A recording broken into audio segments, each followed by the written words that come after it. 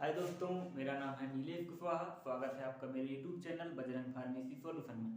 तो आज हम डिस्कस करने वाले हैं physical pharmaceutics B pharm second year third sem. तो हम डिस्कस कर रहे हैं diffusion. What is the diffusion? जैसे कि हम देख रहे हैं डिफ्यूजन इन बायोलॉजिकली सिस्टम। जो हमारा बायोलॉजिकली सिस्टम है उसमें डिफ्यूजन का क्या रोल है। तो इसकी डेफिनेशन क्या है? It is the process of mass transfer of individual molecule of a substance from region of high concentration to low concentration under gradient. एक शब्द ने बहुत अच्छा बोला है, अंडर ग्रेडियंट।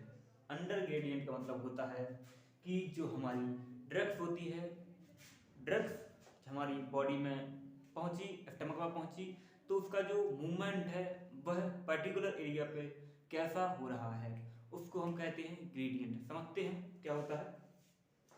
जैसे कि हमने आपको एग्जाम्पल में समझा रहे हैं, high concentration to low concentration. एक शब्द पहले तो यहाँ आया है, कहाँ? High concentration to low concentration. तो आपने एचपी में पढ़ा होगा, हाई कंसंट्रेशन से लो कंसंट्रेशन की ओर क्या होता है? Passive diffusion. डिफ्यूजन हमारे मोस्टली दो प्रकार से होते हैं, एक तो एक्टिव और पेसिव। और भी कई प्रकार के होते हैं, फैसिलाइटेड डिफ्यूजन होता है। ठीक है, तो यहाँ पर किस डिफ्यूजन की बात हो रही है? पेसिव डिफ्यूजन की बात हो रही है, जो कि बायोलॉजिकली सिस्टम पढ़ रहे हैं फिजिकल फार्मास्यूटिक्स में। तो यहाँ पर डिफ्यूजन की बात हो रही है, तो डिफ्यूजन का मतलब होता है कि movement of drugs in particular area. जैसे कि एग्जाम्पल के तौर पर हम बताएं तो ये हमारा कोई रूम हो गया,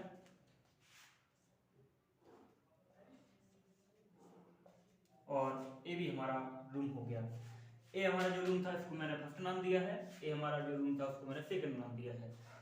तो हमने फर्स्ट रूम में क्या किया है? हमने इसमें कोई गैस भर दी है, यानी कि हमने यहाँ पर CO2 डाल दी है। CO2 मैंने डाली तो वह ऑटोमेटिकली ही क्या करेगी? मूवमेंट करेगी।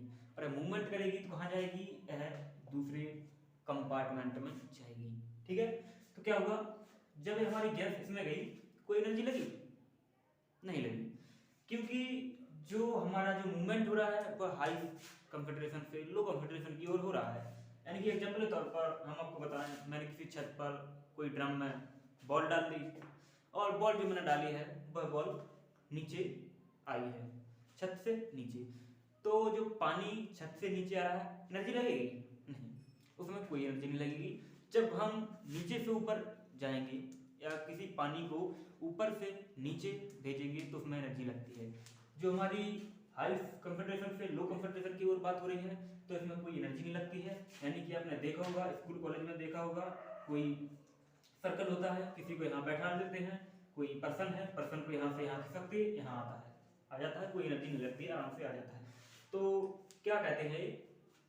एक बार डेफिनेशन देख लीजिए, अंडर ग्रेडियंट ऑफ क्या? Movement of drugs. ठीक है ना?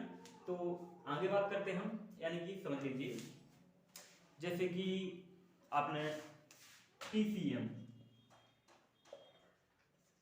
पैरासेटामोल ड्रग्स क्या ली? कंज्यूम की। कंज्यूम करने के बाद क्या हुआ? जो हमारी पैरासेटामोल ड्रग्स थी वो हमारी स्टमक में पहुंची। स्टमक में पहुंचने के बाद वो हमारी स्मॉल इंटेस्टाइन में पहुंची। जब वो स्मॉल इंटेस्टाइन में पहुंची तो क्या हुआ? उसका जो एब्जॉर्प्शन हो गया। एब्जॉर्प्शन होने के बाद क्या हुआ? वह हमारी ब्लड में पहुंच गई। ब्लड में पहुंचने के बाद वह प्रोटीन से मिली और प्रोटीन से बाइंड किया। बाइंड करने के बाद वह हमारी कहाँ पहुंची? एक पर्टिकुलर एरिया के पास। यानी कि हमने मान लिया कि हमारे हेड में कोई चोट आई है, तो जो हमारी PCM थी, पैरासिटामोल ड्रग्स थी, वह पूरी बॉडी में फैल गई है। उसके बाद वह कहाँ जाएगी? हमारे पर्टिकुलर एरिया के पास जाएगी जहाँ पर हमें चोट लगी है। वहाँ पर क्या होगा? वह अपनी जो पर मूवमेंट, वो क्या ड्रग्स है, वह वहाँ पर, यानी कि हमारा ये हेड हो गया, हमें हेड में चोट आई है। जो हमारी ड्रग्स थी वह पूरे शरीर में फैल चुकी है, तो वह जाएगी किसके पास? उस पर्टिकुलर एरिया के पास जाएगी जहां पर हमें चोट लगी है। जहां पर हमें चोट लगी है वहां पर पहुंचेगी और अपना जो ग्रेडियंट है, कंसंट्रेशन ग्रेडियंट, वहां पर वर्क करेगा। इसके दो नियम है, उस नियम में हम आगे चल के बताएंगे पूरी तरह से अंडर कंसंट्रेशन ग्रेडियंट होता क्या है। बढ़ते हम आगे।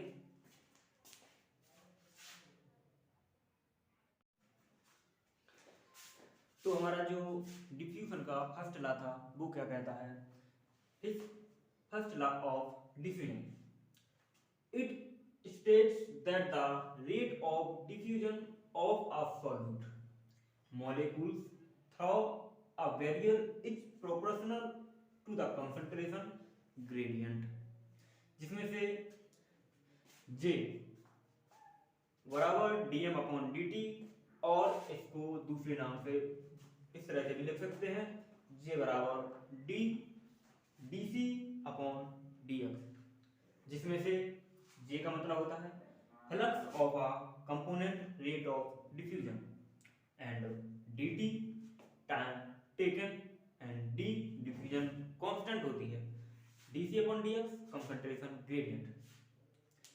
यहां पर हमने बोला है बैरियर, क्या मतलब होता है, it is the state that the diffusion of solute molecules through the barrier is the cross of membrane.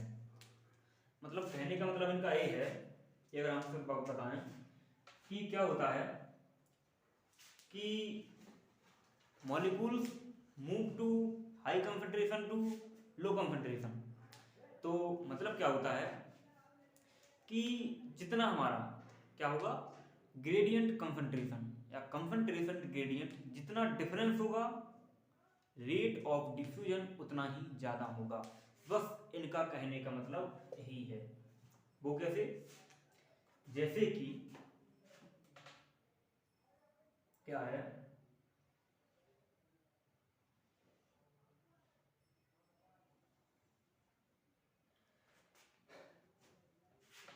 ये हमारी कोई ड्रग्स है, ये हमारी कोई ड्रग्स है, वह क्रॉस कर रही है, यहां तक आ रही है, यानी कि इसको यहां तक आने में 2 मिनट का समय लगा, और ये हमारा क्या था कंसंट्रेशन ग्रेडियंट,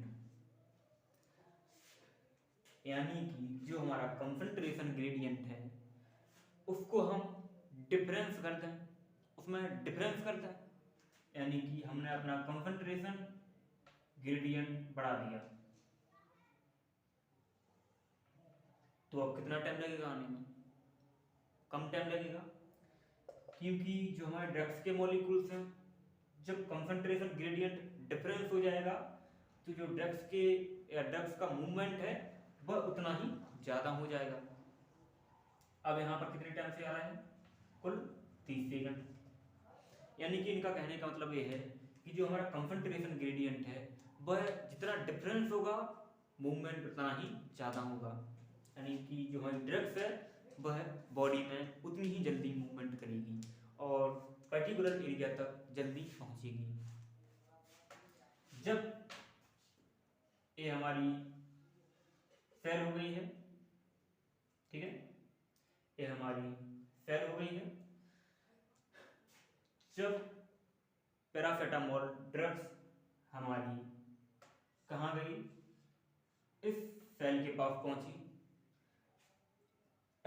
वह पर्टिकुलर एरिया है जहां पर कोई चोट या कोई इंजरी हुई है, तो जो हमारी ड्रग्स थी वह ब्लड वेसल्स से कहाँ जाएगी, सेल में।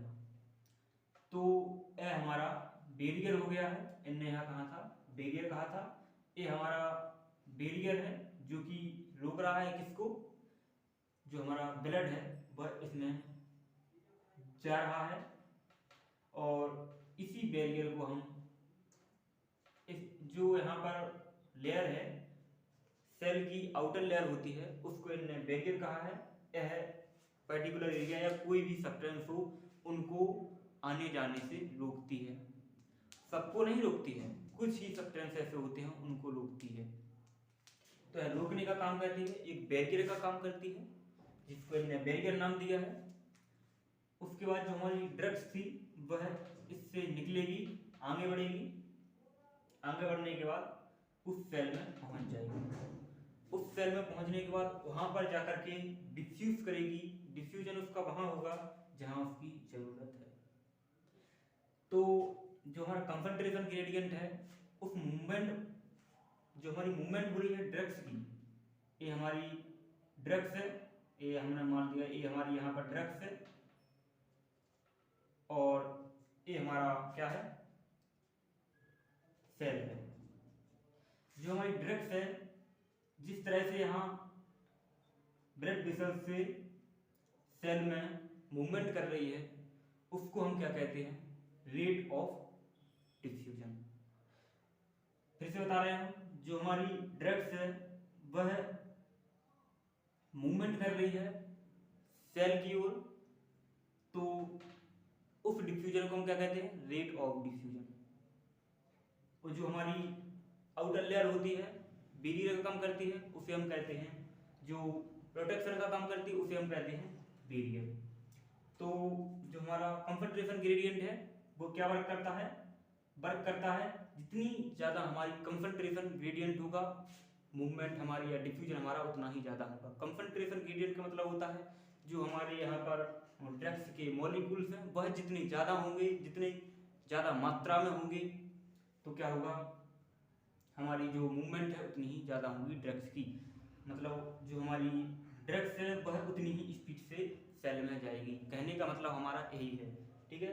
तो शायद आप समझ गए होंगे। तो अगला जो हमारा ला आता है, एक फर्स्ट ला हो गया है इसका। तो इनने इसमें क्या समझाया था, हमने इसमें सिर्फ एक बात सी बताई है कि जो हमारी कंसंट्रेशन ग्रेडियंट होता है वह जितना ज़्यादा होगा, ज़्यादा का मतलब होता है ड्रग्स की मूवमेंट, ड्रग्स जो एक पार्टिकुलर एरिया पे जाने के लिए जितनी ज़्यादा है, कंसंट्रेशन ग्रेडियंट जितनी ज़्यादा होगा, डिफरेंस जितना होगा, वो रेट ऑफ डिफ्यूजन पर उतना ही असर करेगा, या रेट ऑफ डिफ्यूजन उतना ही ज़्यादा होगा, ठीक है। तो फर्स्ट ला इनका हो गया, और सेकंड ला देखते हैं। सेकंड ला क्या था,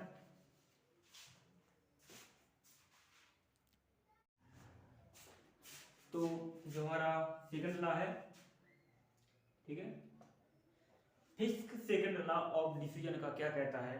तो हमने फर्स्ट लॉ में देखा था, हमने पढ़ा था कि जो हमारा कंसंट्रेशन ग्रेडियंट है वह जितना डिफरेंस होगा, जितनी ज़्यादा डिफरेंस होगा कंसंट्रेशन ग्रेडियंट, तो जो हमारी ड्रग्स है वह उतनी ही ज़्यादा डिफ्यूजन करेगी, या रेट ऑफ डिफ्यूजन उतना ही ज़्यादा होगा। यह हमने पढ़ा था। लेकिन सेकंड लॉ क्या कहता है, देखते हैं। सेकंड लॉ कह रहा है, it states that the change in concentration with respect to time at a particular region is proportional to the change in concentration gradient at the time of point existence। इनका कहने का मतलब यह है कि आपने गुब्बारा देखा है, यानी कि एग्जाम्पल के तौर पर हम आपको बताएं,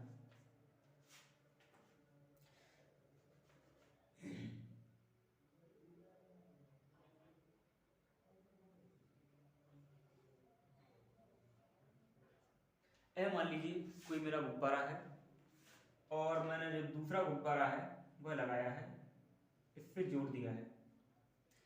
जो हमारा फर्स्ट गुब्बारा है उसमें क्या है, गैस है, लेकिन जो सेकंड वाला गुब्बारा है उसमें कोई गैस नहीं है।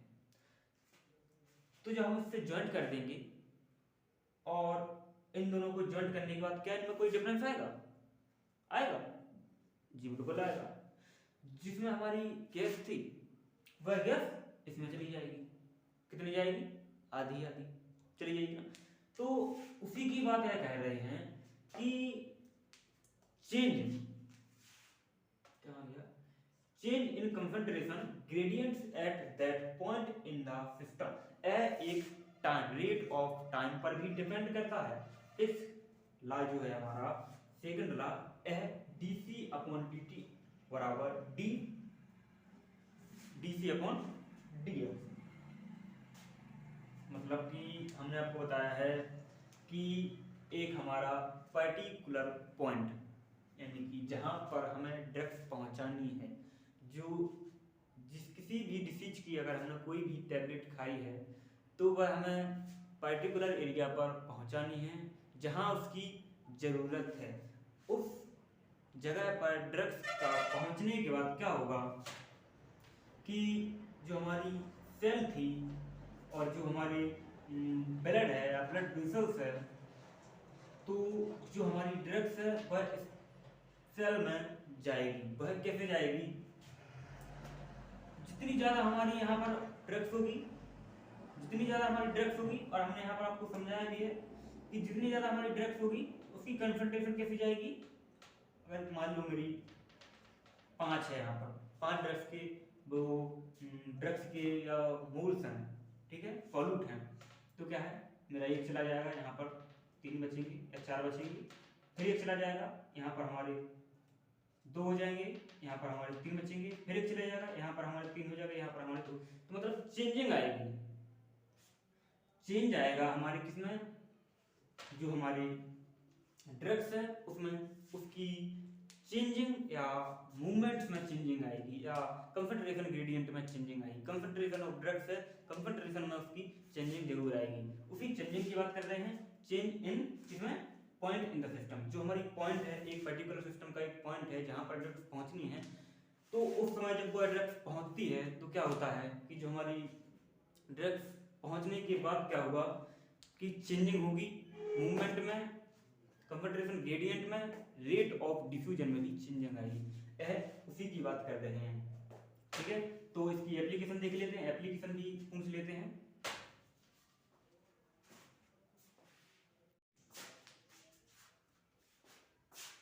तो ये जो हमारी एप्लीकेशन है, एप्लीकेशन का मतलब होता है जरूरतें।